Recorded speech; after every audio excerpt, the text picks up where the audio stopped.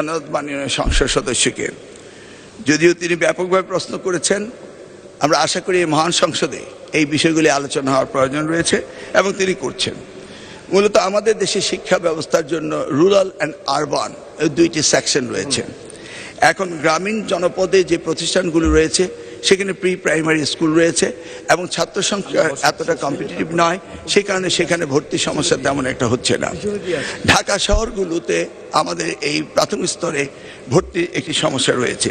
এই জটিলতা নিরসনের জন্য বিগত সরকার লটারি সিস্টেম করেছিল, যেটা আদৌ আমার মনে হয় না যুক্তিসঙ্গত। এই শিক্ষা ব্যবস্থা ভর্তি সিস্টেম কিভাবে করা হবে সেটা আনুষ্ঠানিকভাবে আমরা স্টেক হোল্ডারদের সাথে অর্থাৎ অভিভাবকদের সাথে বিভিন্ন রকম সেমিনার সিম্পোজিয়াম করে মাননীয় সংসদ সদস্য সকলের অভিমত নিয়ে একটি জনমত সৃষ্টি করে আমরা আগামী 2027 জানুয়ারি ভর্তির বিষয়ে চিন্তা করব।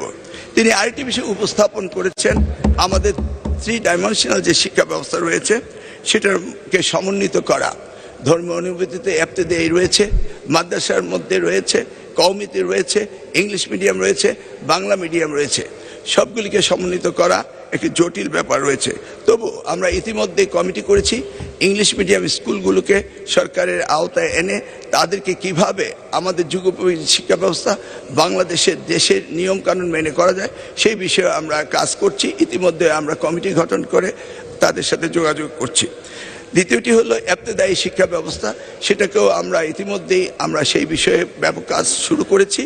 আর কওমি শিক্ষা ব্যবস্থাকে কিভাবে অন্তর্ভুক্ত করা যায়, কারণ একটি দেশে বিভিন্ন শিক্ষা ব্যবস্থা না থেকে কিভাবে শিক্ষা ব্যবস্থা সমন্বিত করা যায় সেই ব্যাপারে সরকারের পক্ষ থেকে প্রচেষ্টা এবং উদ্যোগ আমরা নিচ্ছি। ইনশাআল্লাহ আগামী দিনগুলোতে পর্যায়ক্রমে আপনারা দেখতে পাবেন। আপনাকে অশেষ ধন্যবাদ।